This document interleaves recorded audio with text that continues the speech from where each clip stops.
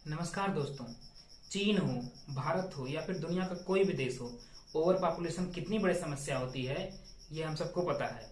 In fact over population ही सबसे बड़ी समस्या होती है किसी भी देश के लिए, क्योंकि जब ओवर पॉपुलेशन होता है किसी भी देश में तो वहां पे रिसोर्सेज कम पड़ लगते हैं, जिससे कि महंगाई बढ़ने लगती है।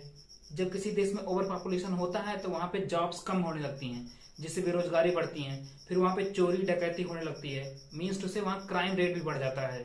ओवर पॉपुलेशन का डायरेक्ट इफेक्ट पोल्यूशन पे भी पड़ता है। जिस कंट्री की जितनी ज्यादा पॉपुलेशन होती है उस कंट्री में उतना ही ज्यादा पोल्यूशन भी होने का चांसेस रहता है। ओवर पॉपुलेशन होने से किसी भी कंट्री में पर कैपिटा पॉवर्टी भी बहुत ज्यादा बढ़ जाती है। अब ओवर पॉपुलेशन का प्रॉब्लम जो है चाइना फेस कर चुका है और इसे वो कहीं हद तक सॉल्व कर चुका है। इसे सॉल्व करने में उसको जो कठिनाइयां आई हैं, उसने कौन सी पॉलिसीज इंप्लीमेंट की, ये सब हम इस वीडियो में डिस्कस करेंगे। साथ ही साथ ये भी डिस्कस करेंगे कि इंडियन जो पॉलिटिशियंस हैं या फिर जो इंडिया की जो फेमस पर्सनालिटीज हैं वो लोग क्या प्रपोजल दे रहे हैं ओवर पॉपुलेशन को कंट्रोल करने के लिए।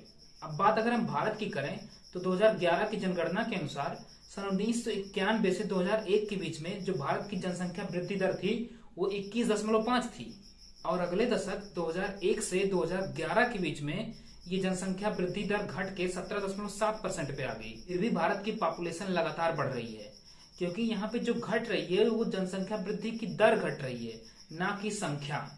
आप इसको ऐसे समझ सकते हैं कि जैसे 150 का 10% 15 होता है, लेकिन 200 का 10% 20 होता है। जबकि अगर आप वहीं 200 का 8% लें तो भी वो 15 से ज्यादा 16 हो जाता है। मतलब कि जो परसेंटेज होता है या दर होता है उसका नंबर से डायरेक्ट कोई रिलेशन नहीं होता है। अब इंडिया की बढ़ती पॉपुलेशन को कंट्रोल करने के लिए जितने भी प्रपोजल आ रहे हैं उस पर बात करने के पहले हम चाइना की वन चाइल्ड पॉलिसी पे बात कर लेते हैं। चाइना ने वन चाइल्ड पॉलिसी 1979 में लाया था और इसे वो लागू करने के लिए बहुत सारे प्रचार प्रसार किए और कहीं फोर्सफुल्ली भी लागू किया था। चीन ने पॉपुलेशन कंट्रोल करने के लिए जो नियम बनाए थे वो शहरी लोगों के लिए नियम यह था कि वो 1 बच्चे पैदा कर सकते हैं, जबकि गांव के लोगों के लिए यह था कि वो 2 बच्चे पैदा कर सकते हैं। चीन के कुछ प्रदेश में तो ऐसा था कि जो लोग 1 बच्चे पैदा करने का शपथ लिए उनको सरकार ज्यादा राशन देने लगी, और जो 1 बच्चे पैदा करने का शपथ लिए उनको सर्टिफिकेट ऑफ ऑनर भी देने लगी थी। ये सब इस इरादे से किए जा रहे थे कि आगे चलकर किसी प्रकार के संसाधनों की कमी ना हो देश में।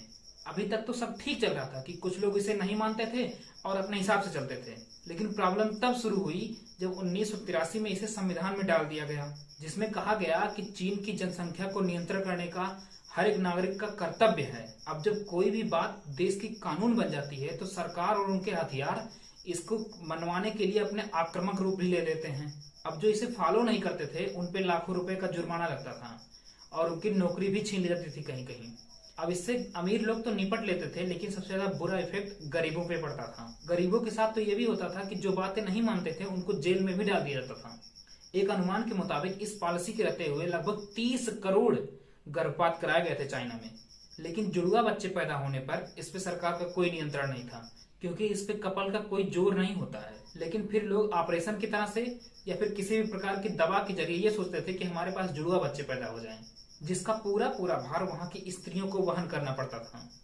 इससे उनके शारीरिक और मानसिक स्थिति पर असर पड़ती थी, जिसका असर ये हुआ कि चाइना की वन चाइल्ड पॉलिसी बुरी तरह से फेल मानी गई और इसे एक श्राप के रूप में देखा गया मानव जनजाति के ऊपर। जिसका मुख्य कारण तो यही है कि जैसे इंडियन कल्चर में मेल को ज्यादा प्रायोरिटी दी जाती है फीमेल के बजाय, वैसे चाइना में भी दी जाती है। फीमेल को पराया धन माना जाता है। चाइना की वन चाइल्ड पॉलिसी का सबसे घिनौना रूप तो तब सामने आने लगा जब वहां बच्ची पैदा होती थी तो उसे मार दिया जाता था या फिर कहीं दूर जंगल में छोड़ दिए जाते थे।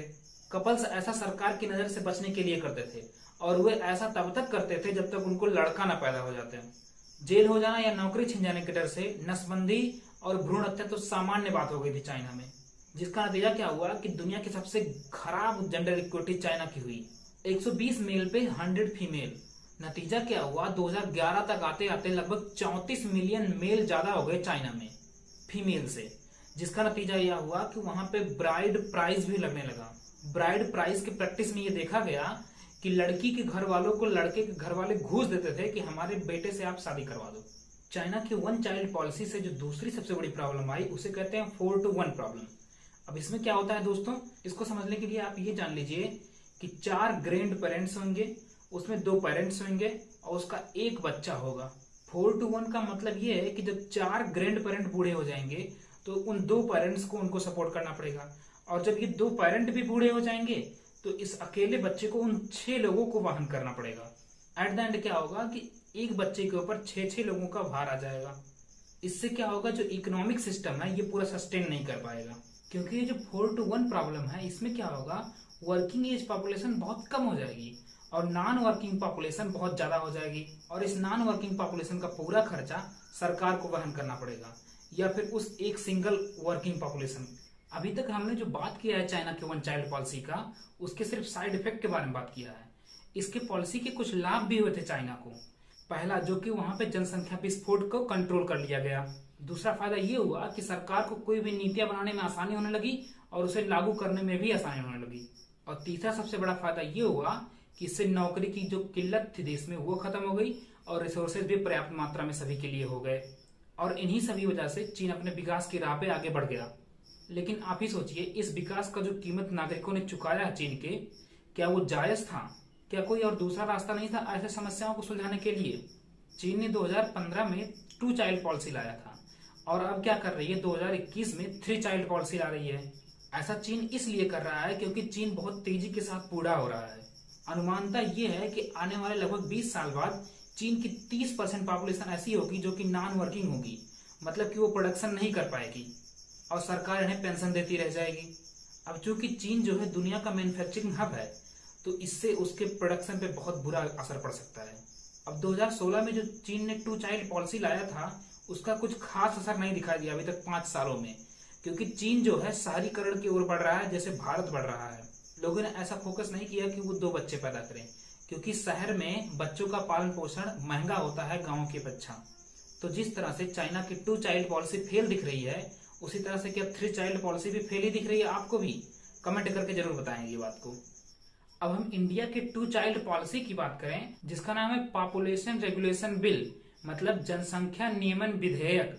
अभी तक ये कोई कानून नहीं बना है, लेकिन इंडिया के कुछ फेमस पर्सनालिटीज और बड़े बड़े पॉलिटिशियन इसको राज्यसभा में पेश कर चुके हैं और कुछ लोग तो इसको लेकर सुप्रीम कोर्ट तक भी पहुंच चुके हैं।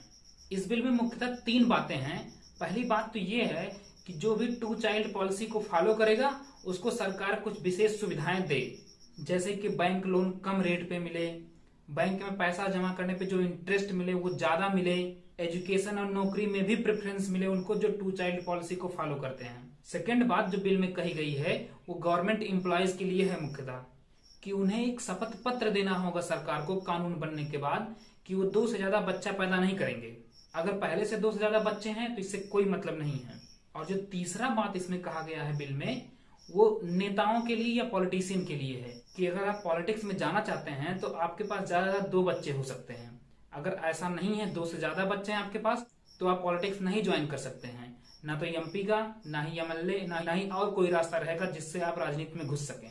ये सब तो ठीक है, लेकिन जो लोग कानून बनने के बाद इसको नहीं मानेंगे उनके लिए क्या होगा?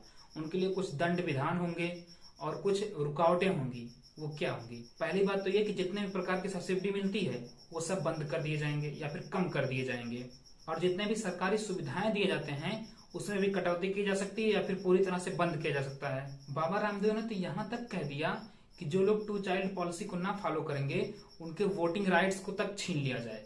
विशेषज्ञों का मानना यह है कि इंडिया में इसका सबसे बड़ा बुरा असर ये होगा कि भ्रूण हत्या बहुत ज्यादा बढ़ जाएगा भारत में, क्योंकि जिस सोसाइटी में लड़का पैदा होना पूर्व जन्मों का फल माना जाता हो और लड़की पैदा होना किसी न किसी तरह का दोष या फिर पाप माना जाता हो, वहां पे और क्या उम्मीद की जा सकती है। और जो दूसरा सबसे बुरा असर दिखेगा वो महिलाओं पे इस तरह से दिखेगा कि जो पॉलिटिशियंस की वाइफ रहेंगी, अगर उनको 2 से ज्यादा बच्चे हो गए तो पॉलिटिशियन उनको छोड़ देंगे और वो दूसरी शादी कर लेंगे, क्योंकि उनको पॉलिटिक्स में तो रहना ही रहना है। एट द एंड होगा क्या, ये जो पूरे भारत की समस्या है ये भारत की महिलाओं के ऊपर आ जाएगा। बिल जो प्रपोज किया गया है विभिन्न पर्सनालिटीज द्वारा, उस पर अपनी राय जरूर दें कमेंट बॉक्स में कि वो किस तरह से ज्यादा इफेक्टिव हो सकता है भारत के लिए। चैनल पर अगर पहली बार आए हैं तो सब्सक्राइब कीजिए और अपने फैमिली और फ्रेंड में जरूर शेयर कीजिए। वीडियो अच्छा लगा हो तो लाइक कीजिए। धन्यवाद।